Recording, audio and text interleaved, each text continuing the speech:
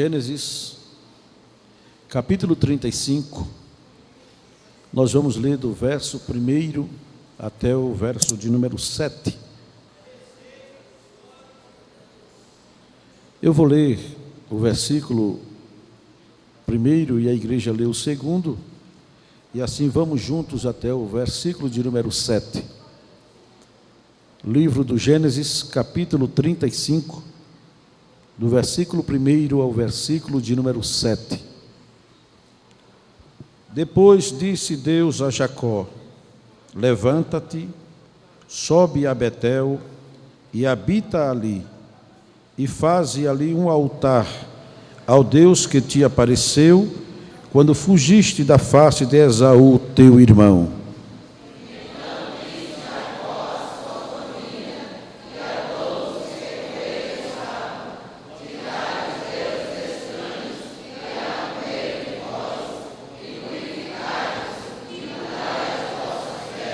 E levantemo-nos e subamos a Betel, e ali farei um altar ao Deus que me respondeu no dia da minha angústia, e que foi comigo no caminho que tenho andado.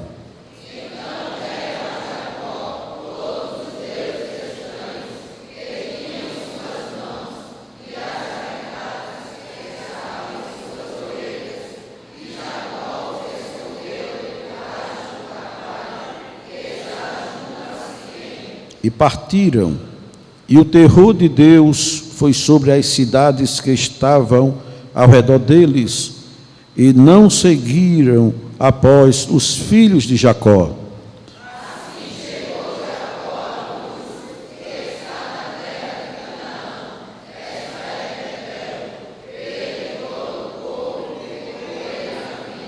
E edificou ali um altar, e chamou aquele lugar El Betel, porquanto Deus ali se lhe tinha manifestado quando fugia da face de seu irmão.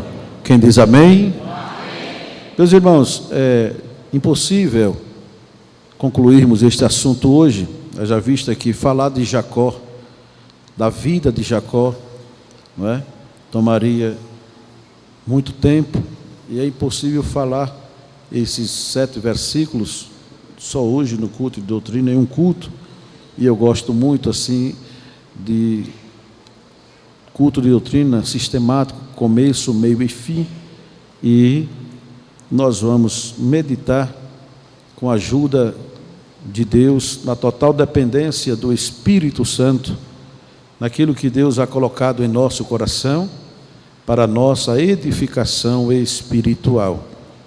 A Bíblia, do Gênesis ao Apocalipse, tem mensagens que nos alegra, que nos conforta, que nos exorta, que nos ensina a depender de Deus, que nos ensina a obedecer a Deus, a sua palavra, e que nos faz aproximar mais de Deus.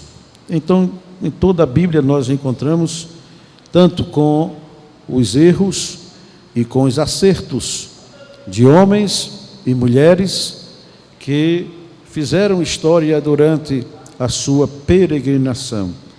E esse texto do capítulo 35 do livro do Gênesis, que fala sobre o retorno de Jacó a Betel, e também fala da sua comunhão com Deus, que foi restaurada.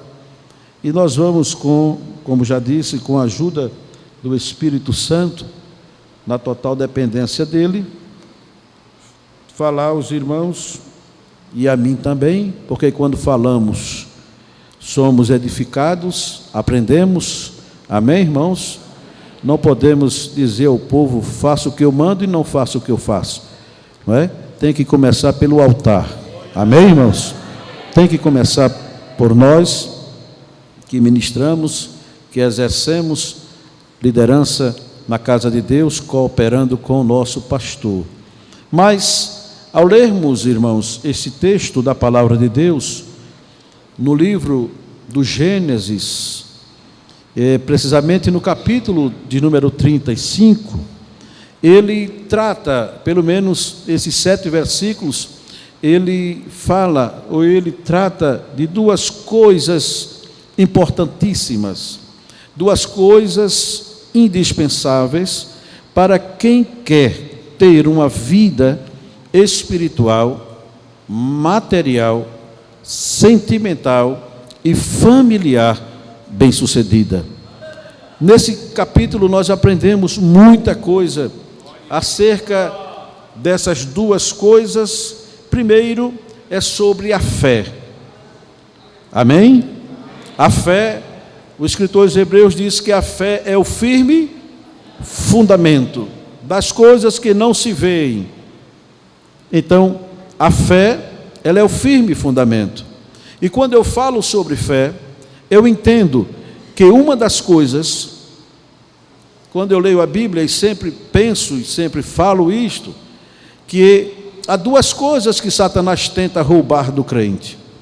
Há 2 coisas que Satanás tenta arrancar do crente. Primeiro é a fé, porque a Bíblia diz que sem fé é impossível agradar a Deus. E a Bíblia diz que aquele que tem fé, ele crê que Deus existe.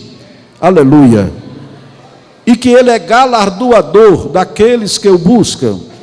Então, sem fé é impossível agradar a Deus. E quando eu tenho fé, eu estou agradando a Deus. Quando eu tenho fé em Deus, naquilo que a palavra de Deus me diz, eu estou agradando a Deus. E quem busca agradar a Deus, se prepare, porque Deus vai ajudar, Deus vai abençoar, Deus vai fortalecer. Então a fé. Segundo, o diabo tenta arrancar do crente a santidade. Por quê? Porque o mesmo escritor da carta aos Hebreus, ele escreveu: segui a paz com e a santificação, sem a qual ninguém, diga comigo, ninguém verá o Senhor.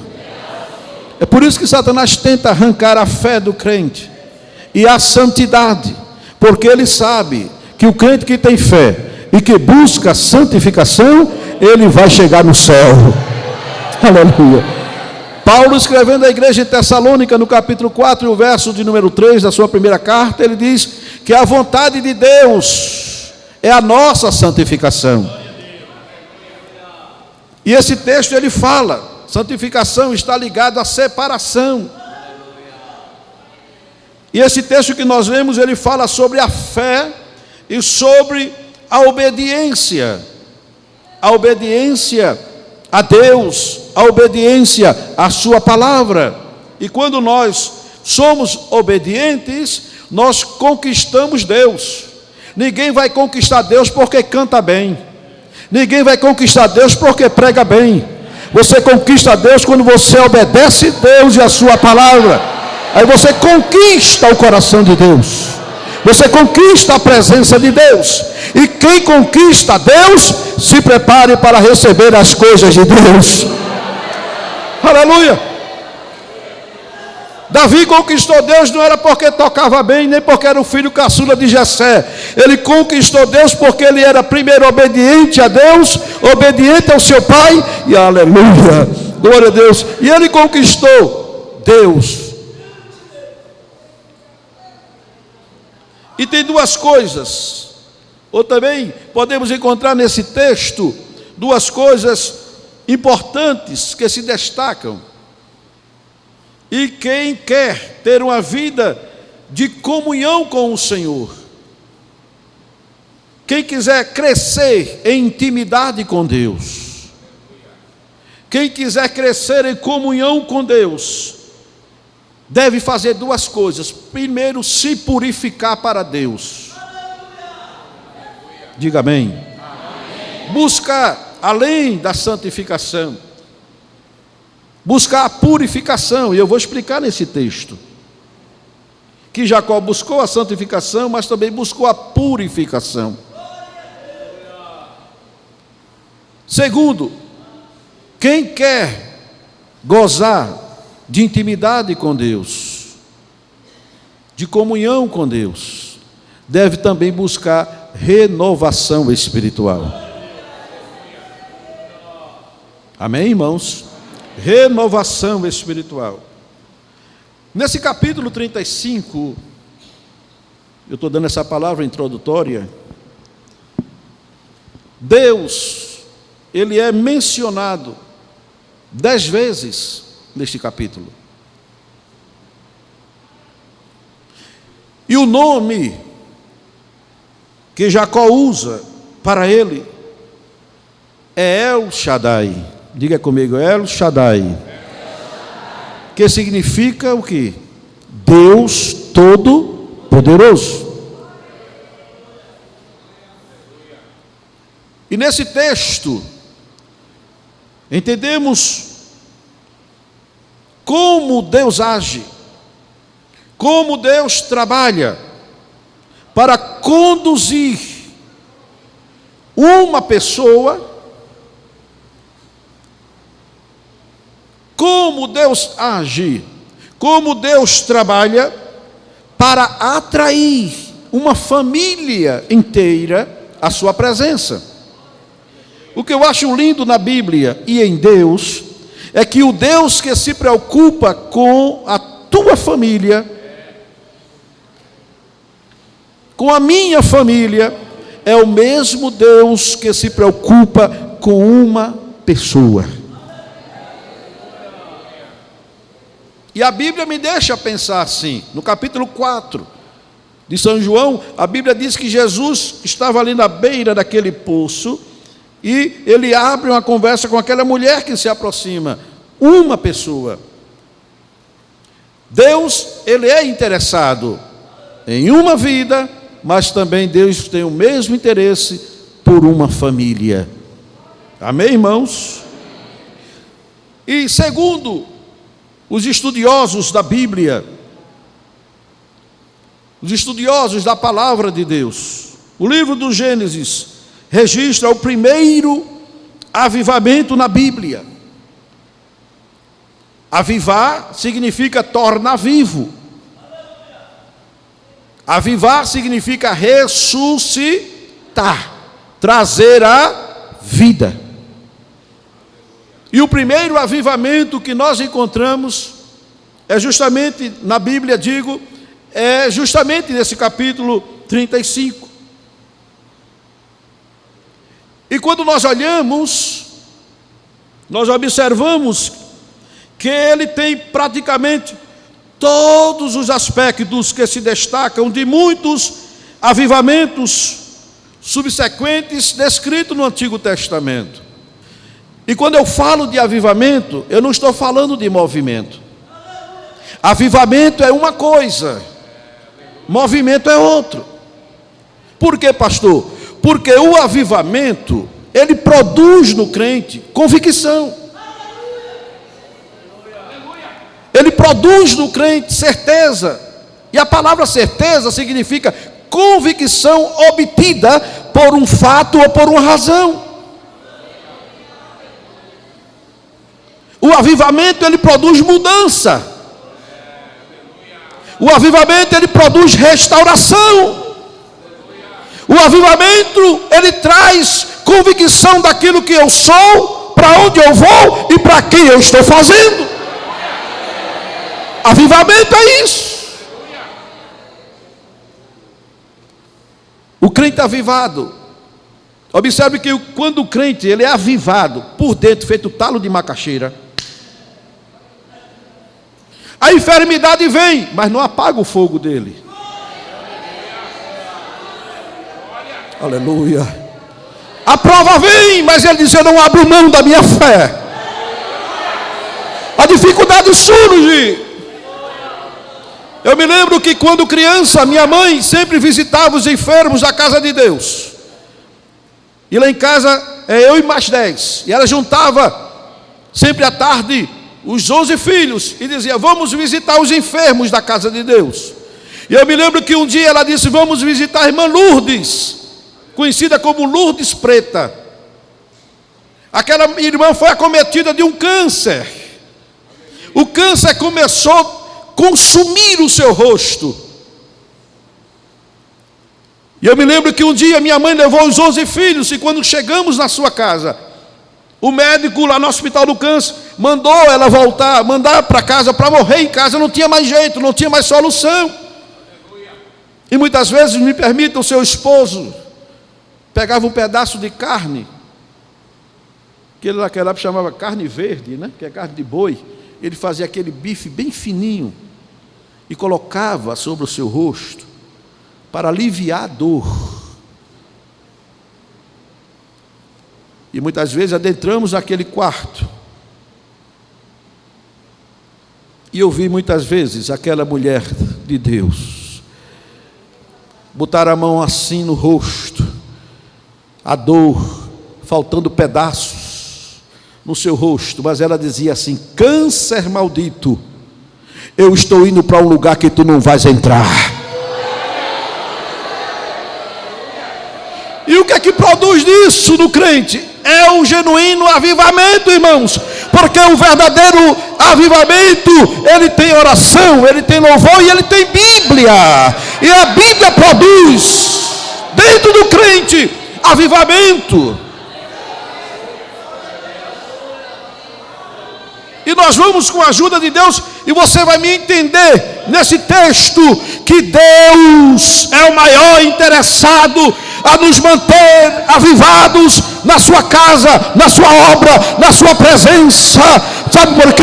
Porque Deus, o Deus a quem nós adoramos, não é um Deus morto, não é um Deus inerte, não. Diz a Bíblia, aleluia, que Ele anda, que Ele se levanta, aleluia, e quando Ele quer voar, Ele chama o querubim, monta na asa dele e sai voando.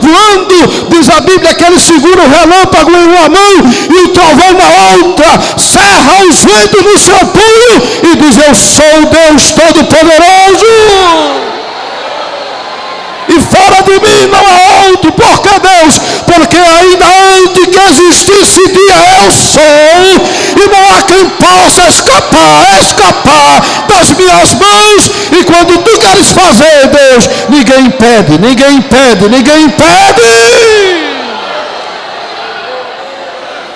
Aleluia, Ele é Deus.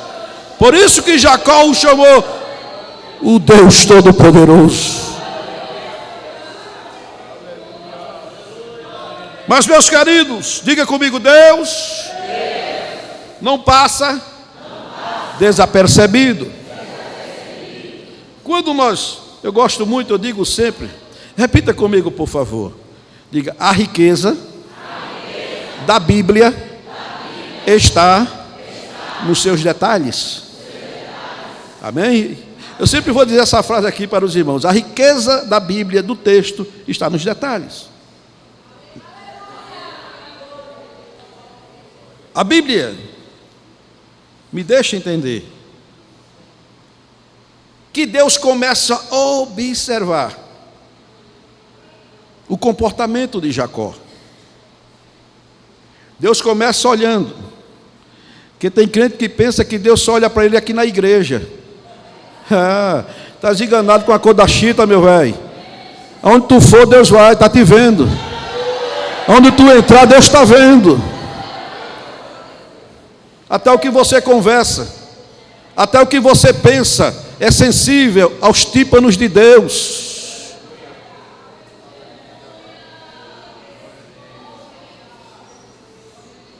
Deus começou a observar o comportamento de Jacó. E o comportamento de Jacó começa a sofrer alterações. E Deus começa observando, tirando suas conclusões, dizendo: eu preciso intervir na vida de Jacó. Por quê? Porque Jacó era fruto de uma promessa. Diga comigo: fruto. Só os que jantaram. Fruto de uma promessa.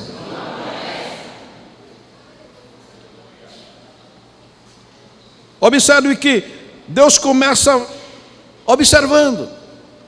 Só que Deus não fica parado. Deus não fica inerte, não. Deus começa a agir. Deus começa a trabalhar para atrair a atenção, a presença de Jacó, a presença de Deus. E qual era o desejo de Deus para Jacó? Era atraí-lo para Betel. Betel significa casa de Deus. Casa de Deus. Mas por que Betel? Por que Betel? Por que não Berseba? Por que não em Midian? Por que logo Betel? Havia, irmãos, uma particularidade em Betel. E a intenção de Deus nesse texto é justamente atrair, puxar Jacó para Betel, para a casa de Deus. Por quê? Porque foi lá em Betel onde Jacó teve a sua primeira visão espiritual. Foi lá em Betel que ele ouviu a voz de Deus e as suas promessas. E é impossível, irmãos, olhe para mim por favor, é impossível o crente ouvir a voz de Deus, a voz do Senhor, não é da senhora, é do Senhor, porque nós adoramos a um Deus que fala. O escritor aos Hebreus diz: havendo Deus antigamente falado aos pais de muitas maneiras pelos profetas, a nós nos falou nesses últimos dias pelo Filho. Isto é, e Deus fala isso lá em Números capítulo 12, quando ele chama Arão, chama Midian, que estavam querendo se opor a Moisés. Eles: olha Arão, vem cá Miriam, a você Arão, que é sumo sacerdote, a você Miriam, que coopera aqui, eu quero te dizer uma coisa: a vocês eu falo por sonho, eu falo por visão, eu falo por revelação, mas não é assim com o meu amigo, o meu servo Moisés, que eu falo com ele cara a cara como um amigo. Isso é, não tem segredo entre eu e Moisés, nem entre Moisés e Deus. Eu falo com ele como um amigo fala com o outro, com a cara descoberta. E observe que é impossível alguém ouvir a voz de Deus e não marcar a sua vida. Eu não sou velho, sou seminovo, glória. Mas eu ouvi Deus falar para mim quando criança. Isso marcou a minha vida. Os irmãos não sabem. Eu já vi muito aqui em Limoeiro. O pastor João Santana era meu tio, e o templozinho pequeno, e lá no cantinho orando. Na época, eu até sei que muitos irmãos conheceram o presbítero Jaime Aragão. Quem lembra de irmão Jaime Aragão? Que depois foi para o Recife. Eu lembro daquele servo de Deus. Eu no cantinho ali, Deus fazendo promessa, nunca passou pela minha mente. Agora está em Limoeiro, mas Deus quis. Aleluia. Promessa de Deus. Porque tem coisa que Deus faz na nossa vida que marca, fica a marca de Deus em nós. Eu quero abrir um parênteses aqui, olhe para mim por favor. Por isso que eu disse terça-feira lá no mutirão, e vou dizer aqui esta noite: você mãe, você pai que está aqui, talvez dizendo: eu nunca vou ver meus filhos adentrarem a casa do Senhor, voltarem para a casa de Deus. Descanse, se a promessa está de pé, tem a marca, eles vão voltar, ele vai estar com você aqui cantando. Descansa, Deus não fez a promessa. As promessas de Deus marcam a nossa vida, irmãos. E foi isso que aconteceu com Jacó. Foi lá que ele ouviu, que ele viu. A Bíblia diz que quando ele estava fugindo de Esaú, já exausto, cansado, aleluia, a Bíblia diz que o sol começou a declinar. Ele puxa uma pedra, coloca a cabeça, exausto, cansado, estressado. E quando ele deita, dorme, ele tem uma visão. Era que na sua cabeceira tinha uma escada. Aquela escada tinha os seus pés na terra e o topo nu. E o que é que Jacó viu? Os anjos de Deus descendo e subindo. Amém? Amém não, irmãos. Subindo e descendo. É os detalhes. Quando os anjos estão subindo e descendo, por isso que o salmista escreveu: o anjo do Senhor acampa-se ao redor daquele que o que é acampar? É armar tenda. Jacó, quando parou ali, o anjo disse: vamos parar também. Aí Deus aproveitou o ensejo e deu aquela visão. E Jacó viu, no meio da luta, no meio da prova, no meio da perseguição, Deus resolveu marcar a vida, a história. E é isso que nós vamos nos deparar lá na frente. A vida e a história de Jacó. E em meio a essa luta, essa prova, esta visão é uma visão profética. Abra sua Bíblia em São João capítulo 1 e o verso 51. Veja o que diz a Bíblia. Se não está aqui anotado, mas me veio na mente agora esse versículo. São João capítulo 1 e o verso 51. Como é que diz, irmãos? Vamos lá, vamos juntos? 1, 2, 3. E disse-lhe: na verdade vos digo, que daqui em diante vereis o céu e os anjos de Deus subindo sobre quem? Olha a escada que Jacó viu. Aquela escada já apontava para Cristo. E Cristo ratifica esta verdade, dizendo: de hoje em diante, de agora em diante, vereis o céu aberto. E os anjos de Deus subindo e descendo, não mais sobre a escada, mas sobre o Filho do Homem. Então, em meio à prova, em meio à luta, Deus resolve dar esta visão a Jacó. Quem diz amém? Amém. Mas observe que no texto que nós lemos,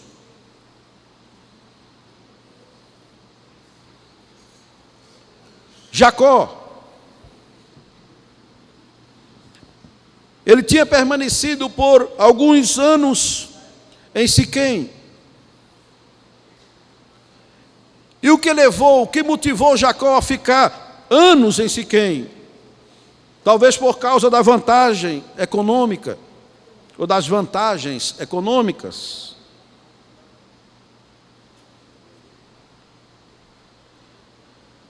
Ele se esqueceu que por causa das vantagens econômicas, o seu primo Ló perdeu tudo. Jacó tinha na família um exemplo. Ló, o seu primo, que por causa da vantagem financeira, vantagem econômica, foi para onde não devia ir. Mas eu gosto muito de pensar, dar asa aos meus pensamentos e escrever aquilo que eu penso, à luz da Bíblia. É que a presença de Deus em nossa vida não pode ser substituída por nada. Diga comigo: a presença de Deus é insubstituível, é inegociável. Aleluia, glória a Deus. A presença de Deus. Por quê, pastor? Porque é ela que nos faz vencer, irmãos. É ela que nos faz triunfar, irmãos. No momento mais difícil, abrindo aqui um parêntese, de Moisés, quando Deus vê o pecado do povo e diz assim: olha, Moisés, eu não vou mais no meio desse povo, mas eu vou fazer o seguinte: eu vou matá-los, eu vou destruí-los, e de ti eu levanto uma grande nação. Moisés, irmãos, era o tipo de crente que defendia o nome de Deus. Amém? Ele defendia o nome de Deus. Não, Senhor, espera aí, eu sei que o Senhor é poderoso para matá-los e de mim fazer uma grande nação, mas espera aí, eu sou crente, Deus, e eu não estou preocupado com o meu nome, não, Deus. A minha preocupação é o que vão dizer de ti. Que, irmãos, esta é a preocupação do crente, é defender o nome de Deus. O que vão dizer de ti, o que vão achar de ti, é que tu tirasse esse povo do Egito e não tivesse condições de metê-lo na terra que tu prometeste ao teu amigo Abraão. Não, Senhor, eu só saio daqui com a tua presença. Aí Deus tenta negociar com Moisés, dizendo: Moisés, vem cá, por favor. Eu não vou, mas eu não sou um Deus irresponsável. Eu vou enviar o meu anjo. Ele vai. Aí Moisés disse: não. Eu sei que o anjo guarda, protege, livra, mas eu não fiz negócio com o anjo, não. Porque tem crente, irmão, que faz negócio, qualquer anjo que aparece faz logo negócio. Não, não faça negócio com o anjo, não, faça negócio com o dono do anjo.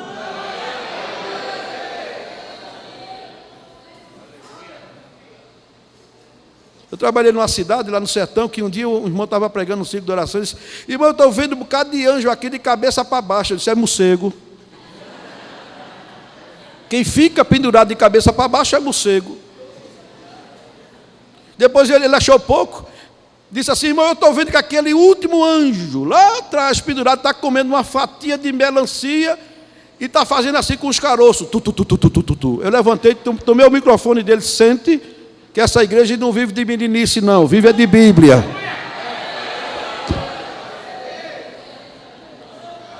Sente.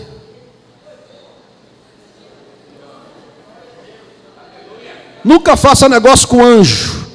Faça negócio com Deus.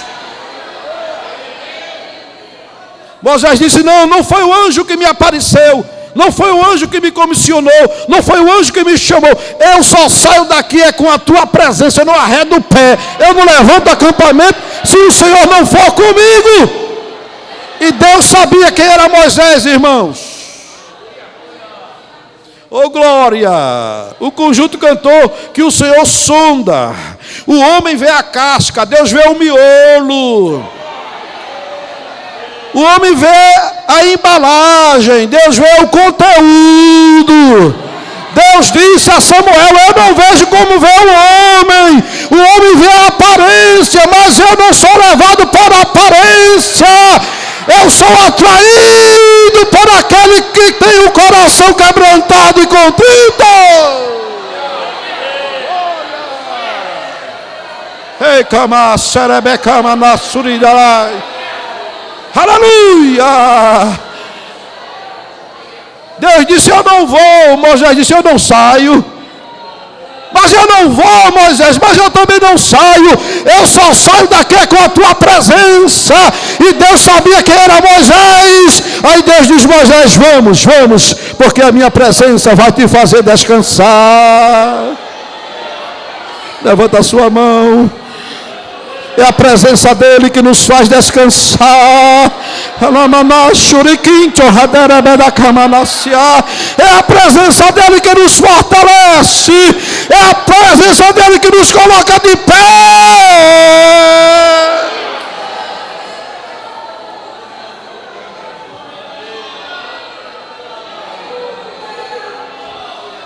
A presença de Deus na nossa vida, ela é inegociável. Não troque a presença de Deus por nada. Não abra mão de Deus. Aleluia. Aleluia. Aleluia. Não abra mão da presença de Deus.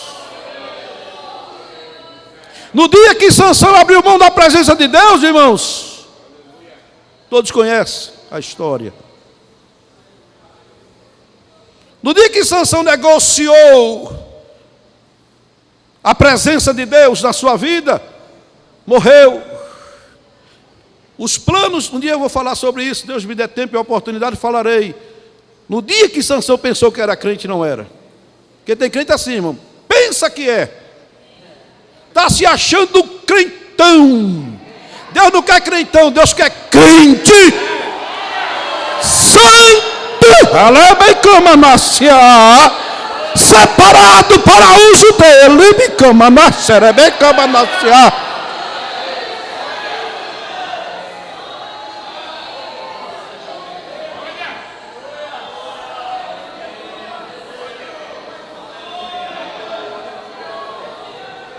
Diga comigo, a presença de Deus é insubstituível.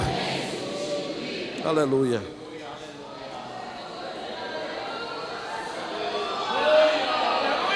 Nada desta vida, irmãos, nada desta vida pode nos arrancar da presença de Deus.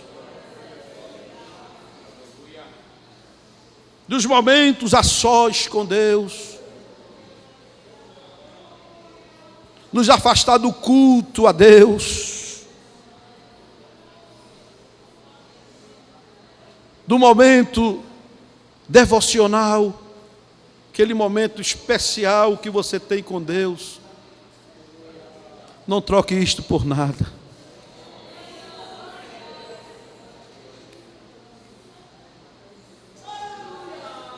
Eu percebo às vezes, e com o decorrer do tempo nós vamos nos conhecendo, mas eu percebo que nesses últimos dias Deus está com saudades de muitos crentes. Muitos crentes. Daquele momento de oração, que você dá prioridade à obra de Deus, à casa de Deus, a uma vida de devoção, de oração.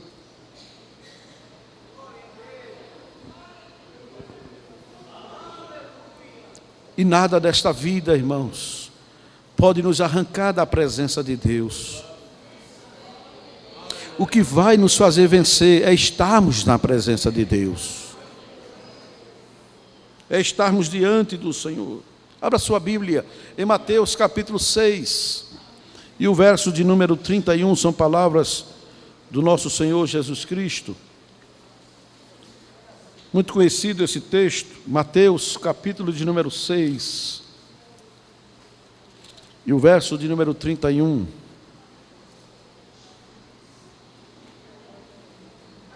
Quem achou diz amém.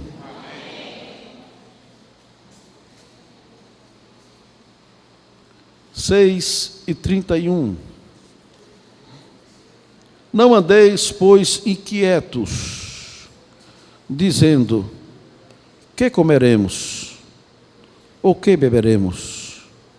Ou com que nos vestiremos? O verso 32, como é que diz?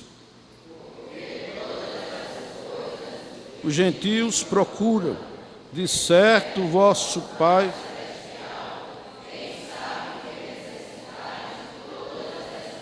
Verso 33, todos. Mas buscai primeiro e a sua justiça, e todas essas coisas vos serão. Verso 34, não vos inquieteis, pois pelo dia de amanhã, porque o dia de amanhã basta a cada dia o seu próprio mal. Palavras de Jesus.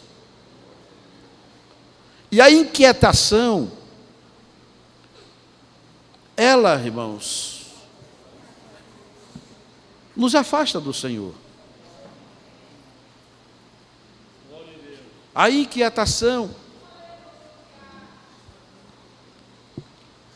Jesus está dizendo aqui: não andeis, pois, inquietos. amado, obrigado. O salmista no Salmo 46, no verso 10, ele diz: aquietai-vos.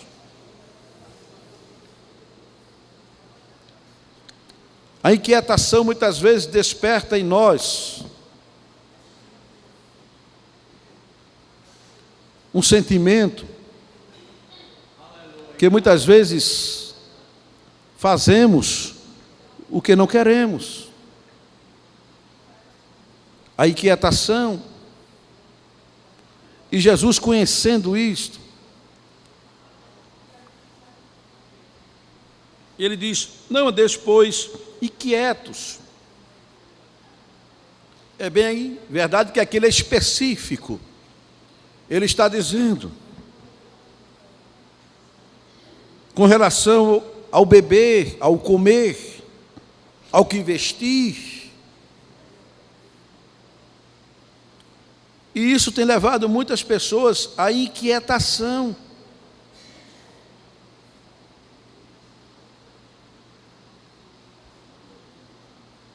Mas no verso 33, Jesus prioriza, Jesus leva os seus ouvintes a pensar. Ele diz: mas buscai primeiro o reino de Deus. O que é que Jesus estava querendo dizer? Quando você se preocupar com o reino também vai se preocupar com você. Porque tem crente, irmãos, que quer tanta coisa de Deus, mas não faz um tantinho assim para Deus. Não é verdade, irmão? Tem crente que quando dobra os joelhos, não diz nem: Jesus, tu és maravilhoso. Vai dizendo: olha, eu estou aqui para pedir porque o Senhor sabe. Eu trabalhei numa cidade que um dia uma irmã chegou do ciclo de oração e disse assim: Deus, se você... Veja a expressão, viu, irmão? Porque por mais espiritual que sejamos, por mais intimidade que tenhamos com Deus, não nos dá o direito de chamar Deus de você. Não é verdade, irmão? Sim ou não? Sim. Porque o senhor não vai chamar o governador: ei, você, o presidente de você. Não. Se tratamos bem as autoridades aqui embaixo, imagine Deus. E eu tive que corrigir aquilo naquela igreja. Não. A senhora pode falar línguas estranhas e estourar a veia. Agora Deus é Senhor. Não é você. Aí ela disse assim: Deus, se você não fizer o que eu estou pedindo, você vai ver, viu? Ô irmão, aí subiu o quinturão pentecostal dentro de mim. Aí quando eu fui falar, disse, aí eu fui ensinar a igreja, que o dever do pastor é ensinar a igreja. Aí eu disse, falando: irmãos, e Deus vai fazer eu colocando ele no canto da parede, como se Deus fosse um... Que é isso, irmão? Tudo é pela graça e pela misericórdia. Sim ou não? Sim, está na Bíblia. E se ele não quiser me dar, ele vai ver o quê? Porque Deus sem mim vai continuar dizendo: eu sou o que sou e fora de mim não há outro. E eu sem Deus? Não tem valor não, irmão. O nosso valor é o Espírito de Deus que habita em nós. Tira o Espírito para ver. Sansão disse isso: se raparem minha cabeça, eu me tornarei comum, isso é, igual a todos os homens. Que aquilo ali tem um simbolismo. E Jesus aqui nesse texto, voltando aqui, ele leva os seus ouvintes a pensarem. A pensar. Buscai primeiro o reino de Deus. Isto é, quando vocês começarem a dar prioridade ao reino, aí o reino vai começar.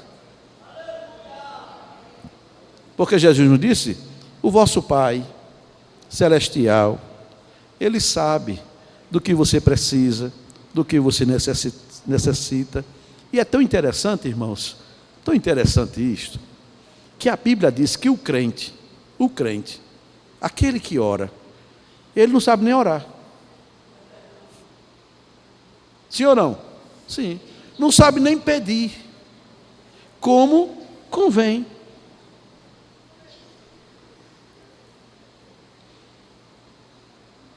Jesus, se tu me der, eu me conformo com aquilo. Jesus dizendo, eu tenho tanta coisa para te dar, rapaz, tu não está nem sabendo pedir. Um dia Deus disse ao salmista, pede-me, e eu te darei as nações por herança, e os confins da terra por tua possessão. Pede-me. Jesus disse, vocês não recebem porque você não sabe pedir. Pede mal. Mas nesse texto aqui ele está dizendo, busque primeiramente o reino de Deus e a sua justiça. E todas essas coisas vos serão acrescentadas. Ele diz no verso 34, não vos inquieteis, pois, pelo dia de amanhã, porque o dia de amanhã cuidará de si mesmo. Basta cada dia o seu mal. Mas, irmãos, para concluirmos esta noite, e se Jesus não voltar, sexta-feira será a Santa Ceia do Senhor. Amém? E na outra sexta, se Jesus deixar e permitir, estaremos continuando o assunto. Mas voltando aqui para fechar, no texto do capítulo 35, quando Jacó deita, coloca a sua cabeça naquela pedra e dorme, foi preciso outra profunda experiência espiritual de Deus com Jacó, para fazê-lo voltar à sua terra, Hebrom. Abra sua Bíblia, por favor, no livro do Gênesis, capítulo de número 37, e o verso 1. Nós lemos o 35, nós vamos ler agora o 37 e o verso 1.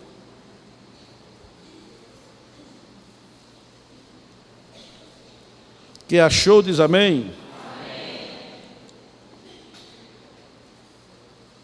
E Jacó habitou na terra das peregrinações de na terra de Canaã. Antes de voltar para a sua casa, Jacó, ele teve que fazer, como já disse, uma parada em Betel, onde edificaria outro altar, e ali ele receberia instruções divinas. É interessante, é um detalhe, que quase 30 anos antes, porque o capítulo 35, capítulo 37 e o verso 1, do verso 1 do capítulo 37 para o verso 1 do capítulo 35, dá quase 30 anos. É interessante porque 30 anos antes, Jacó tinha feito um voto. Aliás, do capítulo 37 ao capítulo 28, dá 30 anos. E foi ali que Jacó fez um voto. Abra sua Bíblia. Capítulo 28 do Gênesis. É culto de doutrina, né, irmãos? E a ferramenta é a Bíblia, né? Vamos ler, vamos abrir. Como diz o nosso pastor Ailton, é bonito quando a igreja abre e a folha faz shhh, né? Fica bonito aquele barulhozinho da folha da Bíblia, eu acho tão bonito. Às vezes fico lá no Templo Central olhando e abrindo a minha também. E fica aquele barulho de folhas, bonito. Gênesis 28, e o verso de número 20.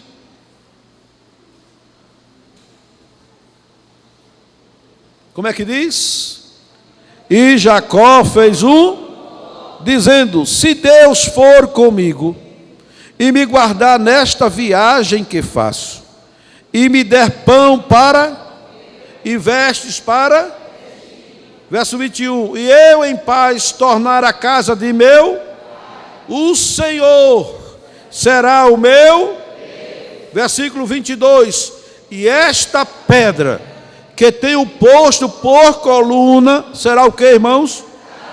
Será casa de Deus, e de tudo quanto me deres, certamente te darei o dízimo. Quem diz amém? Amém. Um compromisso.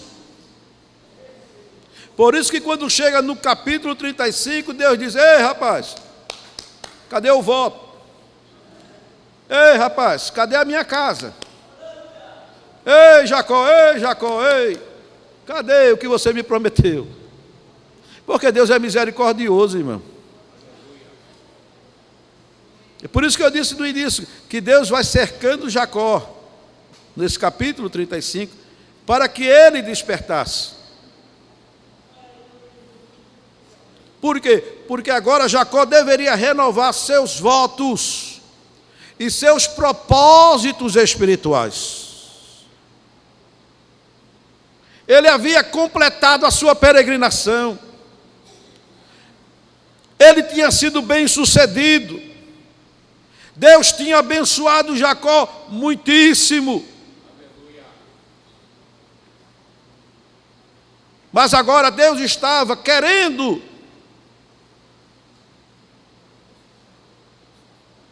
que ele voltasse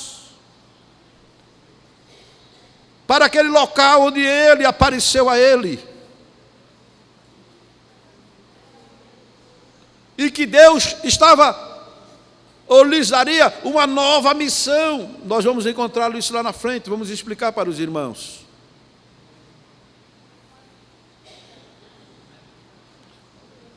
Mas quando nós olhamos, podemos observar,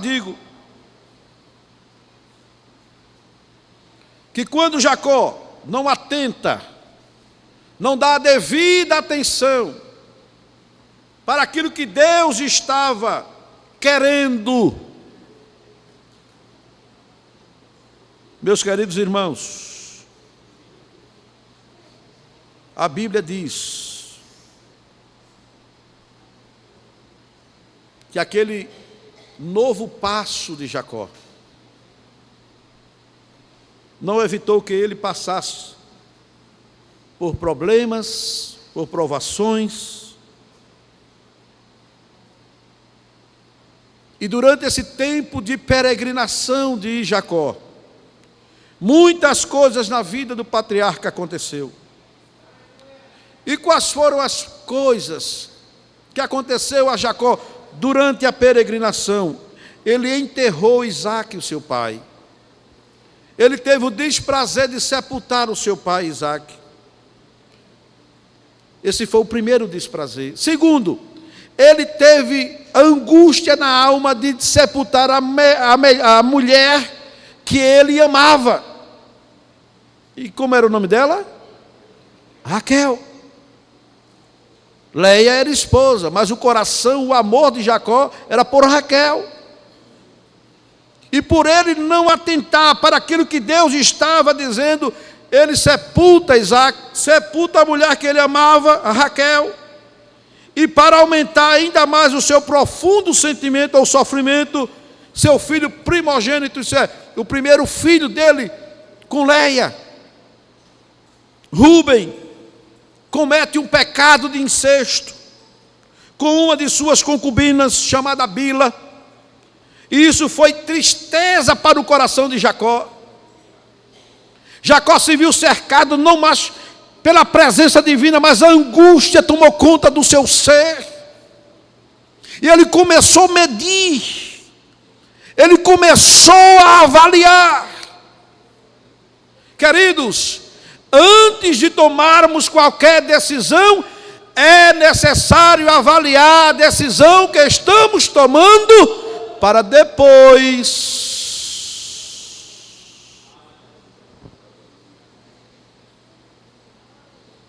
não estar como Jacó. A Bíblia diz que ele olha e vê o sepulcro de Isaque, vê o sepulcro de Raquel, sai para o campo alguém chega e diz: Jacó, o teu filho Rúben estava na tua tenda com a tua concubina Bila, praticando incesto. Tudo isso foi amargura para o coração de Jacó.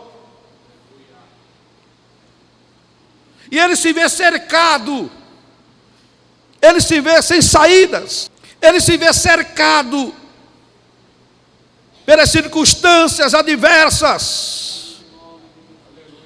Mas a minha Bíblia e a tua Bíblia diz que o Deus a quem nós servimos é um Deus cheio de misericórdia.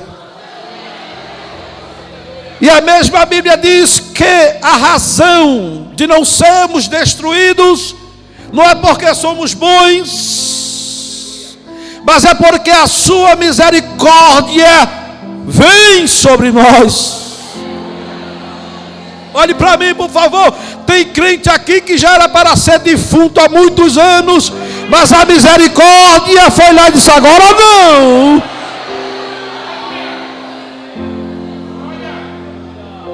Olhe para mim. Tem crente aqui que o inimigo estava já se lambendo para assinar o teu atestado de óbito, mas Deus disse: não, tem muita coisa para ela na terra ainda.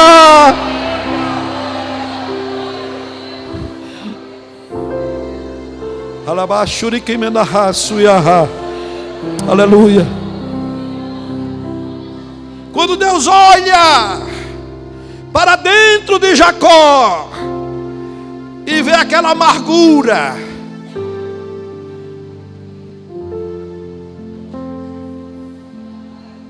a Bíblia diz que Deus se lembra. E essa expressão no hebraico, lembrar, não quer dizer que Deus se esquece. Não, quer dizer, chegou o tempo propício, chegou o tempo de Deus, chegou o tempo dele fazer, chegou o tempo dele agir, chegou o tempo dele realizar, chegou o tempo dele dar, chegou o tempo dele fazer. Chegou o tempo dele.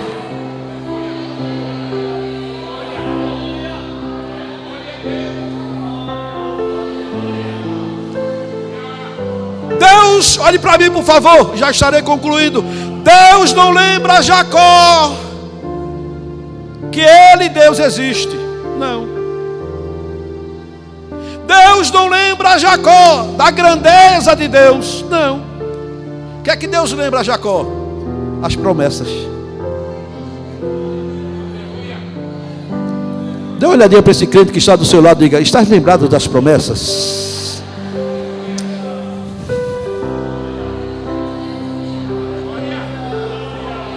Deus chega para Jacó e diz: o que eu te prometi está tudo de pé. Agora volta, vem.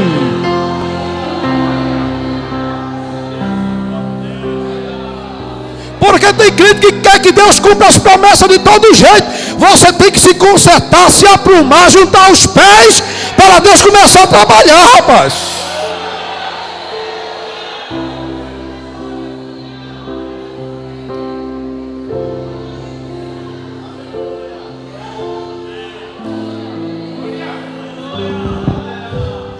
Há uma verdade nesse texto aqui. É que Deus não interviu dizendo: Jacó, não faça isso não. Deus deixa. Deus gosta de soltar, irmão, a linha, mas o carretel fica na mão dele. Deus gosta de soltar a linha, agora o carretel ele não dá a ninguém. Deus solta a linha, mas quando chega o tempo dele, ele começa no carretel. Venha, venha, venha.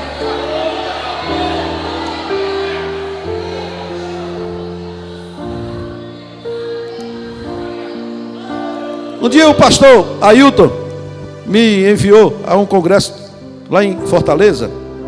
E depois que pregamos, o pastor João Viana, que era o pastor daquela igreja, disse: pastor, vamos, você vai ficar na casa do meu filho Sérgio, que é o co-pastor. E eu fui. E Sérgio morava assim no distrito. Essa cidade ficava 130 quilômetros depois de Fortaleza. E pela manhã cedo eu fui caminhando pela orla, pela beira da praia. E o pastor disse assim: eita pastor, o irmão fulano está chegando agora do mar. Foi pescar. Ele saiu ontem à noite. Disse: não, faz 5 dias que ele saiu para pescar.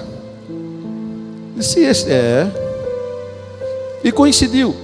Aquele irmão passou 5 dias pescando e só chegou com um peixe, queimado do sol, ele e outros. Só que quando ele pulou no mar, puxou o barco e foi pegar o peixe, irmãos, o peixe era maior do que eu.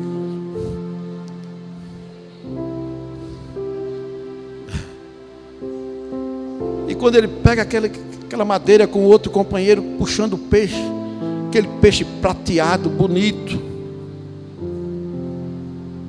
E para completar era uma fêmea.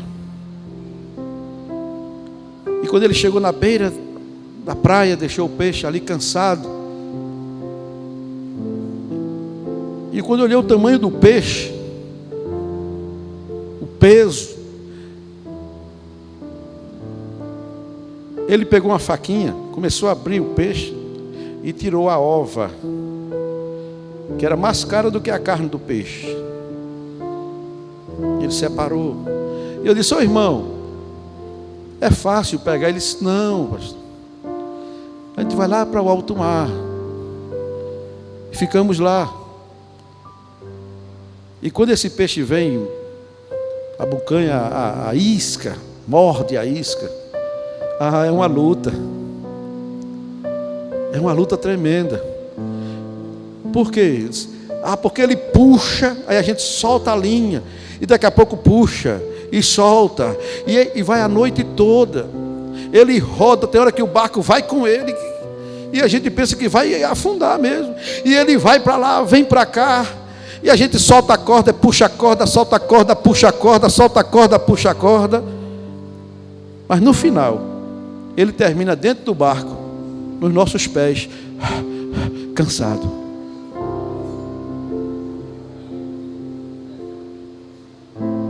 Assim mesmo é Deus, irmão. Deus não tem pressa. Ele é o Senhor do tempo. Aleluia. Ele solta a linha, agora o carretel fica com ele. Aí você vai, faz o que Deus não quer, canta o que Deus não gosta de ouvir, assiste o que Deus não gosta de ver, gasta mais tempo na net do que na Bíblia.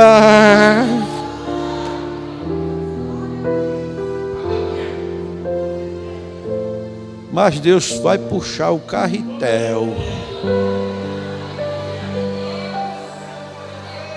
Foi assim com Jacó.